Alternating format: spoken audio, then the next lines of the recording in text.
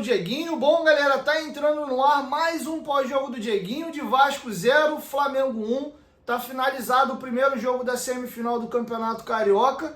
O Flamengo aumenta a vantagem que ele já tinha sobre o Vasco pela questão da campanha feita aí na Taça Guanabara. O Flamengo é o campeão da Taça Guanabara e já jogava aí por 2 empates ou por placares iguais aí. Então, para o jogo do próximo sábado, o Vasco só vai à final obrigatoriamente vencendo e vencendo por 2 gols de diferença. Venceu por 1-0, 2-1, 3-2, 5-4, o Vasco está eliminado. Porque aí, né, qualquer desses placares somado a 1-0 que o Flamengo teve hoje, o placar fica empatado e por ter melhor campanha, o Flamengo avança. Então o jogo de hoje serviu para aumentar e ampliar a vantagem aí conquistada pelo Flamengo na Taça Guanabara. Queria fazer alguns comentários iniciais aqui. Primeiro, acho que foi muito acertada a escolha da diretoria de levar o jogo para o Nilton Santos. Ah, mas o estádio ficou vazio por N motivos. Porque é carnaval, porque torcedores tanto do Vasco como do Flamengo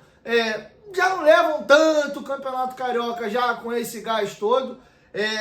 O Nilton Santos é um estádio muito ruim, com relação não à estrutura do estádio, tá? É um bom estádio, mas a questão da chegada, da saída, a gente tem torcedor do Flamengo e do Vasco espalhado pelo estado do Rio de Janeiro todo. O Maracanã é mais fácil o acesso, você tem mais via de ônibus, metrô, trem. O Nilton Santos isso já limita mais, e até para quem tem receio de violência, né, o Nilton Santos, o entorno dele é mais apertadinho ali, então tudo conspirou aí para uma venda de ingressos mais barato. Mas eu vou trazer alguns comentários aqui que para mim fez todo sentido ter levado o jogo para o Nilton Santos e que para o Campeonato Brasileiro faça o mesmo. Ou leva para São Januário ou leva para o Nilton Santos de novo, tá?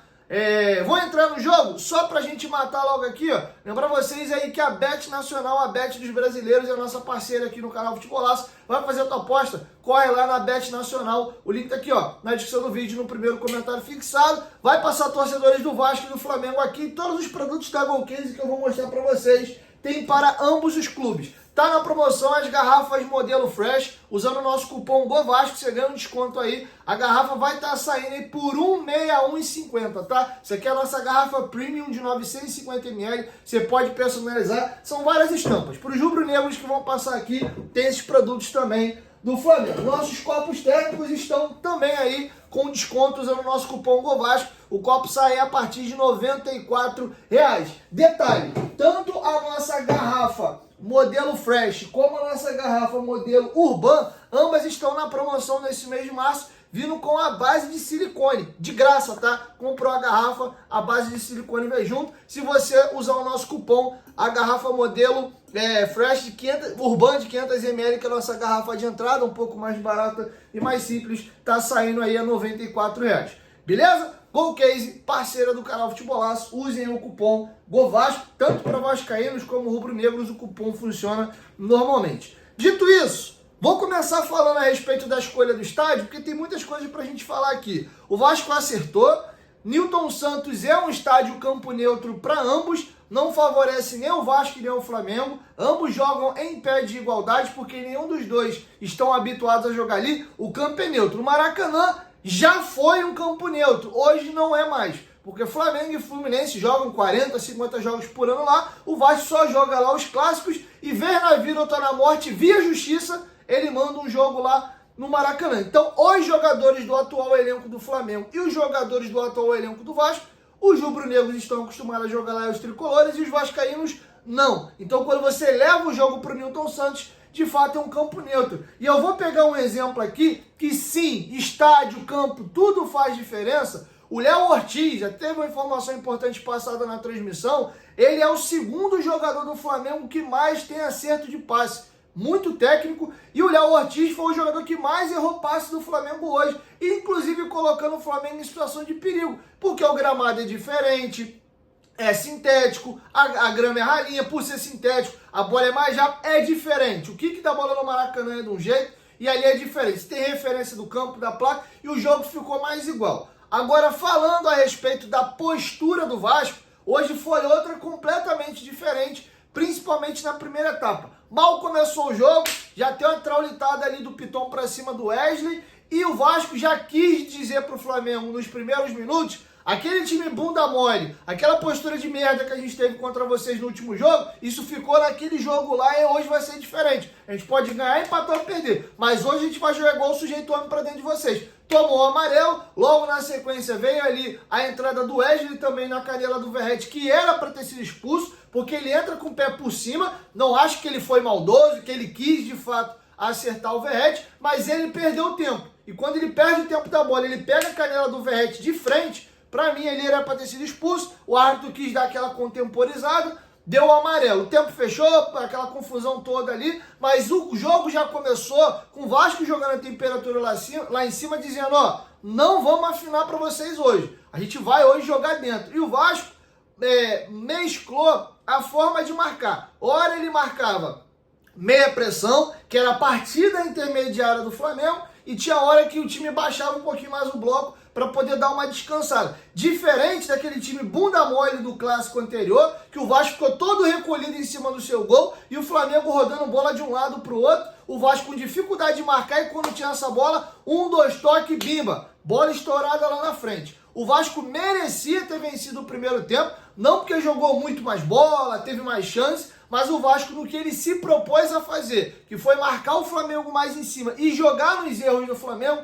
ele foi mais competente. Tanto é que as chances de maior perigo do primeiro tempo foram do Vasco. O Flamengo teve 2 míseras finalizações. Uma falta do Pulgar com 13 minutos sem perigo e um escanteio, que a bola foi batida pelo De Arrascaeta no segundo pau. O Vasco mosca, deixa o Luiz Araújo sozinho, ele domina atrás por dentro, cruza e o Léo Ortiz cabeceia sem perigo. Foi só isso que o Flamengo criou na primeira etapa. Já o Vasco tem uma roubada de bola numa falha do Bruno Henrique. O Coutinho tenta achar ali o Jair, o Bruno Henrique corta, a bola volta, ele chapa, tenta o ângulo, a bola passa com perigo. O Ryan também no erro de passe no jogador do Flamengo, que tenta o passe para trás, o Ryan ligado, domina, arrasta, dá uma pancada de canhota, a bola passa ali com algum perigo. O Verratti aos 38 tem um lance bizonho, cara. Eu lembro que ele lança a bola para ele, é muito lento, ele corre para não chegar e aí ele naquele desespero de perder a bola na velocidade, ele sai dando uma pancada de esquerda de qualquer jeito, a bola pega de raspa-bosta, assim. Foi pavorosa a finalização dele. E o Vasco teve a oportunidade de matar o jogo, ou melhor, de matar o primeiro tempo e sair vencedor, num passe lindo de 3 dedos do Coutinho. O Ryan arrasta igual um trator, vai levando, vai levando. Quando ele cai na área, a bola cai no pé ruim dele. E aí, visivelmente, você vê que ele não tem intimidade com a perna direita para finalizar. Ele visivelmente só dá uma pancada e seja o que Deus quiser. E ele chuta a bola em cima do Rossi. Ele ainda dá a cagada da bola voltar certinho para ele, com ângulo, com tudo na perna boa. Ele dá uma pancada, a bola ia entrar. E aí o Léo Ortiz, que errou muito no jogo, consegue se redimir, salvando a bola ali em cima da linha. Então, para o que se prontificaram a fazer as equipes, o Vasco foi superior. Conseguiu marcar o Flamengo, não deixar o Flamengo, de fato, criar oportunidades. E o Vasco, na sua maneira, no erro do Flamengo, quando teve a oportunidade, ou roubando a bola ali na intermediária, ou na puxada de contra-ataque, foi mais perigoso e merecia ter vencido. E aí acaba o primeiro tempo com uma boa impressão. Pô, o time jogou bem, se manter essa batida aí, a gente consegue. O Flamengo desligado, errando muito passe. Teve um lance que o Léo Pereira vai dar um passe na lateral, ele erra a bola no pé do Wesley, a bola sai para a lateral. Muito erro de passe infantil assim dos jogadores do Flamengo. Acredito eu que tem um pouquinho a ver também com o gramado sintético. E o Vasco, bem, sendo que quando vira o intervalo do primeiro para a segunda etapa, o Flamengo volta com o dedo na tomada e é outro time. Tudo que eu falei aí com relação ao Flamengo no primeiro tempo e do Vasco, inverte. O Flamengo continua tendo mais a iniciativa, sendo que dessa vez o Flamengo consegue levar perigo e concluir as jogadas dele. Teve uma falta na Arrascaeta que foi muito caçado ali na entrada da área, ele bate uma falta ali, relativo perigo, né, meu Deus, foi uma falta ali ok, com 4, e ali já com 10 minutos, o João Vitor vai fazendo, cara, uma cagada assim, escalafobética, uma bola dele, cara, é um passe do jogador do Flamengo no fundo, a bola é fraca, ela não tem velocidade para sair pro fundo, e ele vai protegendo, cara, de maneira tosca, o Plata toma a bola dele, ele ainda puxa o calção do Plata, se o Plata ali se joga, era pênalti. Mas o João Vitor puxa ali e vê que ele fica tão desesperado pela merda que ele faz, que ele deita a cara no gramado e nem olha o lance. Tipo assim, firmeza, saiu o gol. Ele tenta puxar o calção e puxa do Plata, o Plata não se desequilibra, se mantém, e aí o Luiz Araújo vem sozinho, cara. Ele rola a bola pro Luiz Araújo e faz, meu filho. E aí o Luiz Araújo foi completamente, infantil e dá uma pancada embaixo da bola, parecia cornerback aí da NFL, touchdown, e boom, a bola caiu lá em São Januário. Bizonho, mano. Se a gente é vascaíno e o jogador Vasco perde o gol que ele perdeu, a gente ia ficar pau da vida. Num jogo que no primeiro tempo o Flamengo tomou um sanhaço, eu acho que merecia ter vencido. E aí isso começa a trazer um certo desespero, porque a marcação do Vasco, que estava encaixada e estava funcionando no primeiro tempo, deixa de funcionar, e com 11 minutos, de novo, uma bola esticada, o Cocão vai cortar, faz besteira, ele corta a bola para trás, joga a bola por cima ali do Piton e do Lucas Freitas, e aí, cara, o Luiz Araújo entra sozinho, ele corta para dentro e dá uma pancada ali de direita no pé da trave, a bola bate na trave e volta, e graças a Deus não cai no pé do jogador do Flamengo. E ali, o cara, ele sentiu que, deu ruim, vou ter que mexer. E aí ele faz uma substituição, para mim, completamente errada. A primeira substituição do Carille, ele tira o Cocão e bota o Lloyd. Se ele queria botar o Lloyd e mudar o esquema, ele poderia ter tirado o Jair. Por quê? Cara, eu tô com 3 volantes.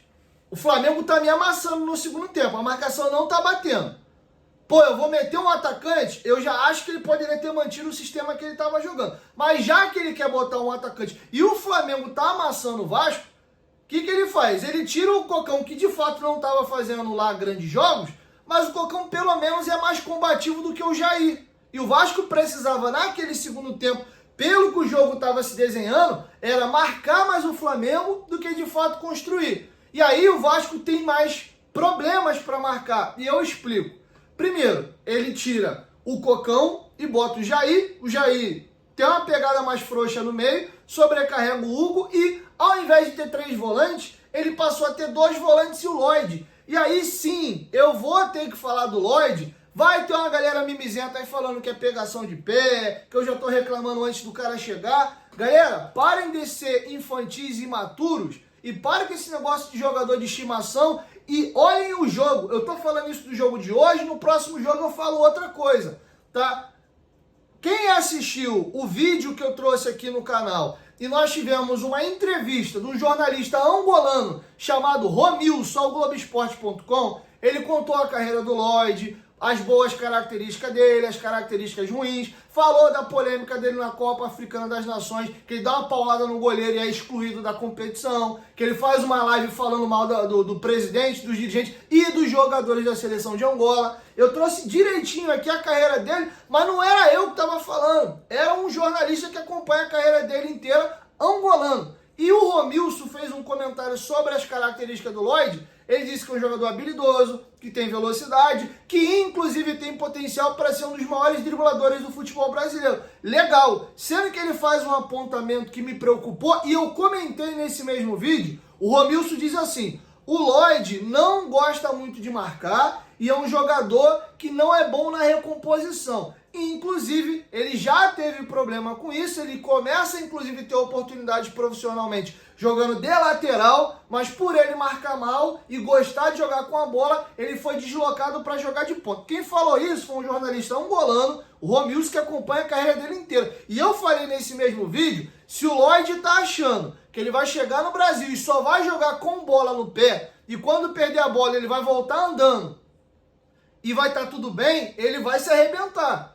E eu dei exemplo ainda do Ryan. Eu falei nesse mesmo comentário. Eu não gosto do Ryan jogando de ponta, porque o Ryan é mole na hora de marcar. Além dele não ter boa leitura tática, de ajudar aqui, fechar a linha, e de ter vontade também de marcar, de ajudar e de recompor, como o Adson faz, que é uma maravilha, como, por exemplo, o Peck fazia, que era uma maravilha, como o Garré mostrou hoje, que ele tem esse entendimento de fazer linha, de incomodar, de brigar, de morder. O Lloyd veio com essa informação já de fora. E hoje ele fez isso. Pegou a bola, tabelou, tentou ir para a linha de fundo. Ele participou, ele pediu bola. Teve 2 lances, inclusive, que me deu raiva. Um do Piton e o outro do Payet. Que ele passa, o Piton era para ter dado a bola no Lloyd, ele dá no Coutinho, o Coutinho devolve no Piton, o Piton erra o passe para lateral. Enquanto o Lloyd arrancava na esquerda pedindo bola, não deu. Ele se movimentou bem ali, depois o Payet também não deu uma bola nele ali.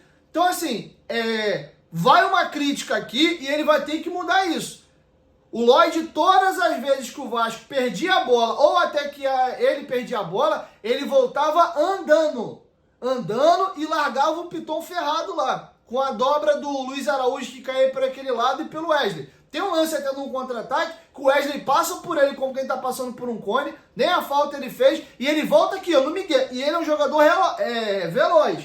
Se ele tiver a disposição do Paulo Henrique para correr para trás, ele vai ser muito útil, porque ele é rápido. E ele voltou aqui, ó, no Miguezinho, igualzinho o Ryan. O que a gente reclama do Ryan de ser gato mole sem bola, ele fez isso hoje várias vezes. E eu, quando eu olho o jogo, eu não olho só o cara que tá com a bola, eu olho o comportamento dos jogadores. Vou até já pegar o gancho do Lloyd para falar do Garré. O Garré, já eu gostei. E também deve ter a ver com a questão dele ter terminado a formação dele no Manchester City. Então, em termos de aprendizado tático, pô, ele bebeu na melhor escola. Entendeu muito bem, foi cedo para a Europa. E pode perceber, quem quiser pegar a reprise do jogo e analisar, quando o Vasco perdia a bola, ele voltava aqui para fechar a linha, ele subia para combater, ele voltava correndo atrás, incomodando, tentando roubar a bola. Ele pode não ter sido efetivo de roubar as bolas, mas ele incomodou. Teve um lance que ele vem perturbando na marcação, e aí o jogador do Flamengo tenta achar um passe aqui na esquerda, ele atrapalhou, ele pressionou o portador da bola, o passe vem, o Paulo Henrique antecipa, rouba essa bola e gera um contra-ataque pro Vasco, porque ele pressionou o cara da bola e incomodou na marcação. Então, esse quesito específico defensivo, eu gostei do comprometimento do Garré e da leitura dele, e isso me preocupou no Lloyd. E aí, para fechar sobre o Lloyd, e interpretem como quiser, eu não tô pegando no pé de ninguém, tô falando a verdade.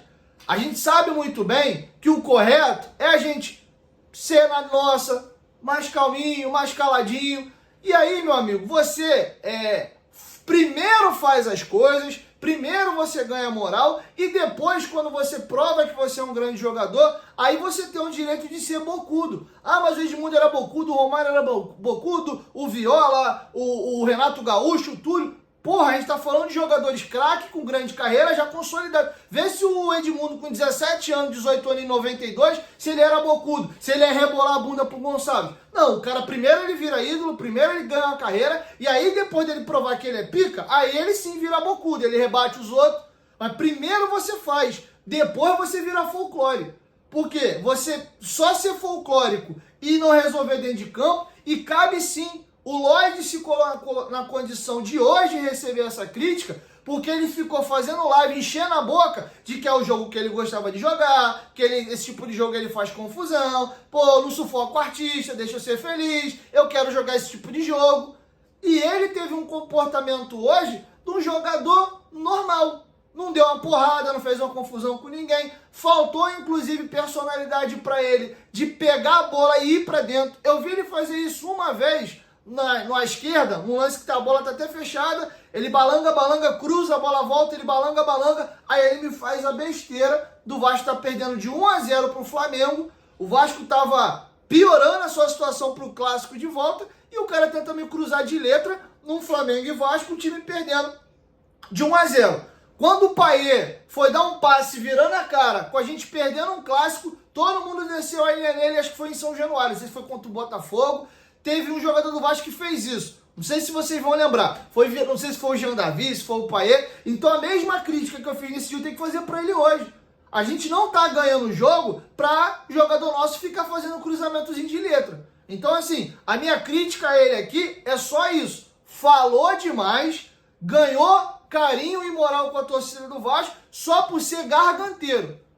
Meramente isso. E aqui eu vou dar um exemplo da carência da torcida do Vasco, porque o Vasco, quando contratou o Álvaro Pacheco, que ninguém conhecia, até eu mandar um abraço pro parceiro lá, o Desbravador, que é um rapaz que trabalha como ambulante lá em São Januário, vendendo produto, etc. Ele mandou fazer um monte de boina do Álvaro Pacheco e teve um monte de vascaíno comprando uma cacetada de boina. E aí o cara é responsável pelo Vasco ter tomado de 6-1 do Flamengo no clássico. Durou 4, 5, 6 jogos aqui, foi demitido. Mas o cara tinha fama de cara, né, porra, gritão, tinha uma boininha, pá, pronto. Antes do cara chegar aqui e fazer alguma coisa, o cara já é tratado, né, como pica, e tá aí. E eu quero saber onde é que tá o vascaíno que comprou a boina do Álvaro Pacheco. Quero saber o que ele fez.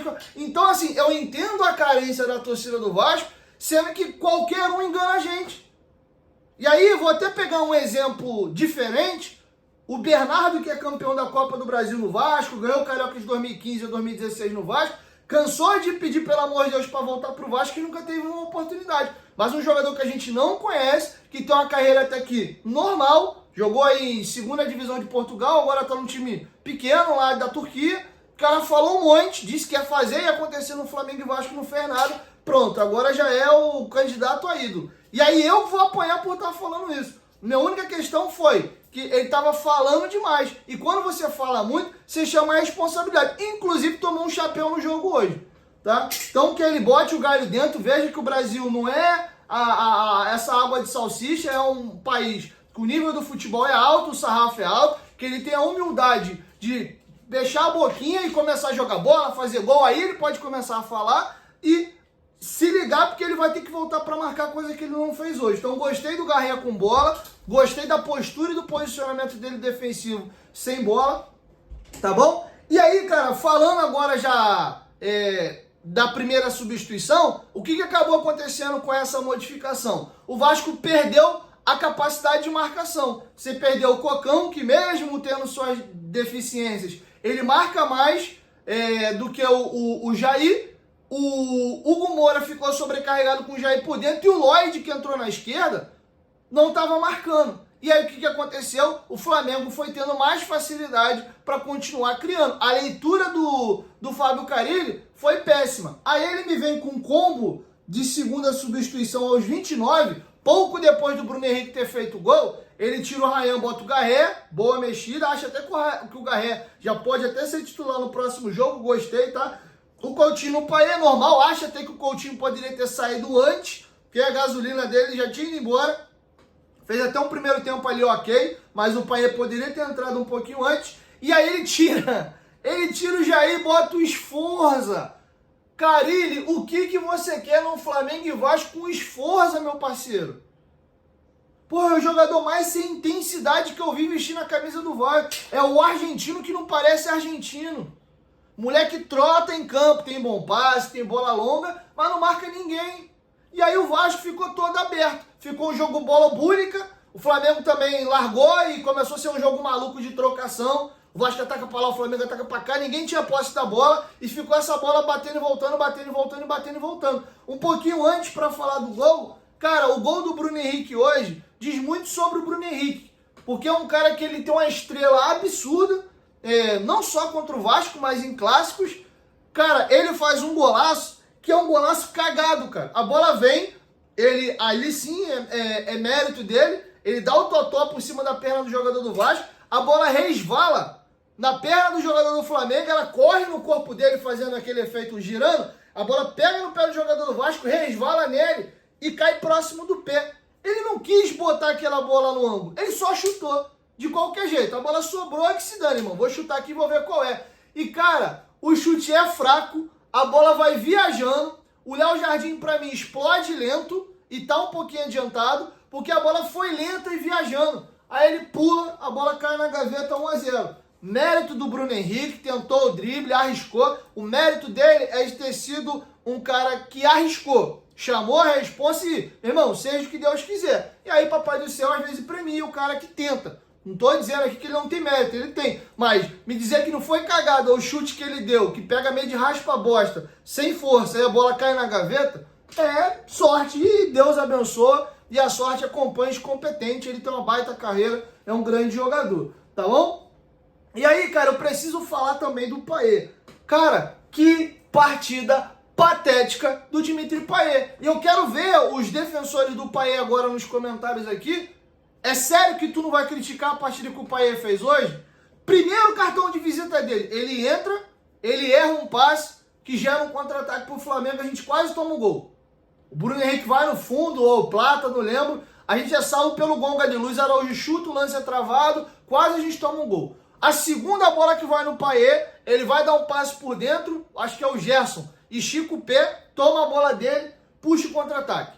Aí, pouco depois, tem uma bola na esquerda, pô, ele é lento, né? Normal, tem 37 anos de idade, aí ele não tem culpa, tá mais velho, beleza. Pô, vem uma bola na esquerda, cara. Cara, ele, em vez de ele tentar matar a jogada, ele perde na velocidade, acho que é pro Ayrton Lucas, que é muito veloz. O Ayrton Lucas sai 15 metros atrás dele, chega 12 metros na frente. Ele nem para tentar, pelo menos, fazer a falta. Não, aí o Ayrton Lucas vai arrastando e o João Vitor salva a gente lá dentro da grande área. Cara, o Payet, ele errou tudo. Tem uma bola na direita que ele recebe, vai cruzar, ele joga a bola lá do outro lado. Ele até acerta a falta no último lance do jogo, o João Vitor cabeceia e o Rossi faz uma grande defesa. Mas uma partida patética do Payet, cara. Patética. E aí, às vezes, tem a reclamação, pô, o Payet entra faltando 10, 15 minutos. Hoje ele jogou, somando aí o acréscimo mais o tempo, ele jogou 24 minutos. Mas o desempenho que ele apresentou hoje credencia ele para ter mais minutos no jogo da Copa do Brasil? Credencia ele para ter mais minutos contra o Flamengo? Porque ser Leão de União Rondonópolis, ser Leão de Sampaio Correia por aí, como ele teve alguns lampejos no Vasco, é mole. Mas o Payet não tem um grande jogo com a camisa do Vasco num clássico. Seja um clássico estadual ou um clássico nacional. Ele não tem uma grande partida contra um Cruzeiro, contra um Atlético, contra o São Paulo, um Corinthians, um Palmeiras. No Rio, então, é uma piada. Então, assim, pra mim tá muito claro, tá muito nítido. O contrato acaba 5 de maio, obrigado. Tem que ter uma despedida honrosa. É um cara de carreira internacional. Acreditou no Vasco quando a gente era lanterna do campeonato. Fez 2 gols importantes. O gol da vitória contra o Fortaleza por 1-0, que a gente acaba falando pouco. O gol também de falta contra o América. Tem o mérito de ter acreditado no Vasco quando naturalmente qualquer jogador não queria ter vindo. Tudo isso a gente tem que lembrar e tem que ser grato. Mas a gratidão também ela olha para custo-benefício. Merece uma saída honrosa, valeu, obrigado. Infelizmente veio para o Vasco muito final de carreira. Se o Payet, por exemplo, tem a idade do Coutinho, a gente tinha o melhor meia do futebol brasileiro. Porque o Payet, com a idade do Coutinho, 32, 33 anos de idade, ele voava. Diferente do Coutinho com 32, 33 que se arrasta. O Payet, com essa idade, ele voava.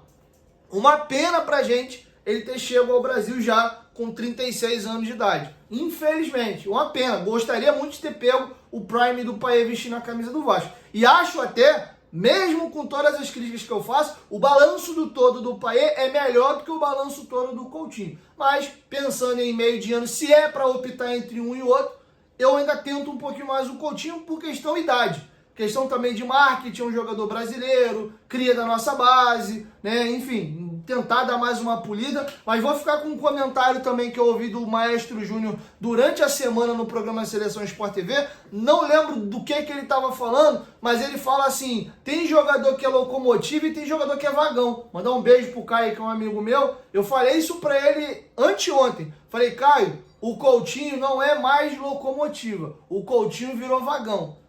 Muita gente fica, se o entorno melhorar, se contratar jogador, se os pontos ajudar. Se essa análise é correta, ele só melhora se o resto do time melhorar, é porque ele virou vagão. Ele depende que o entorno melhore para ele entregar alguma coisa.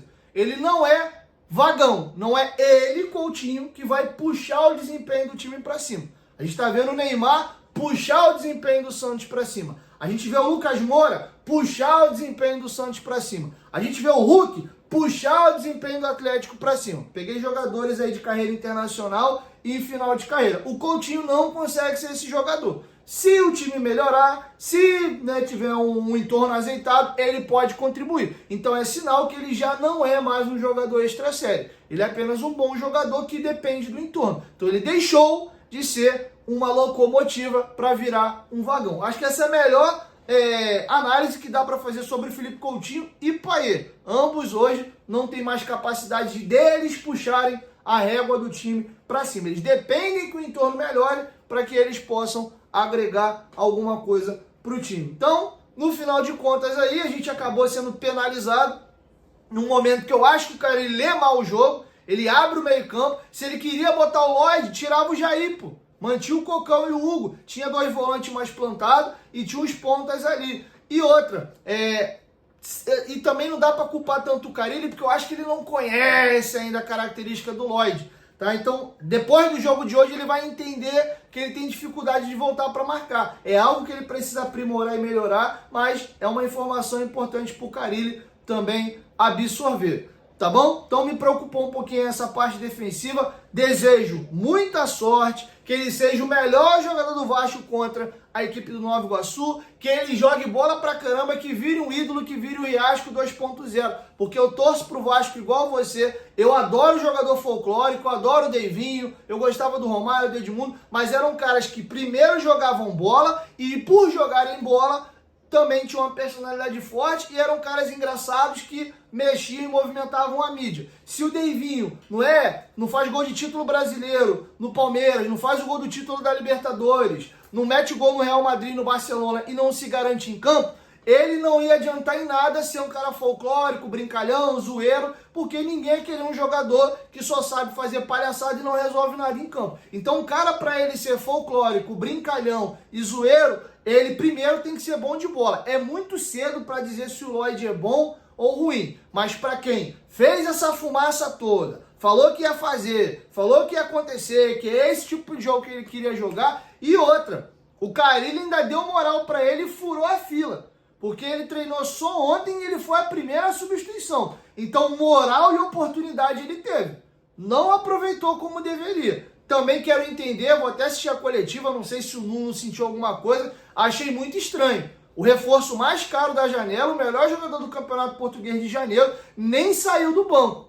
Então, eu fiquei até preocupado. Não sei se ele sentiu no aquecimento, teve uma lesão, porque foi estranho. Tá bom? Então, tá feito o registro aí. É isso, eu sou transparente, às vezes eu mexo alguns vesperos, porque não tem jeito, eu penso com a minha cabeça, é muito fácil e cômodo falar só o que vocês querem ouvir. Eu tenho um comentário na minha cara todo dia, eu sei exatamente de quem vocês gostam, de quem vocês não gostam e o que vocês querem ouvir. Mas eu tenho um compromisso com o meu caráter, com a minha honestidade e com os meus olhos.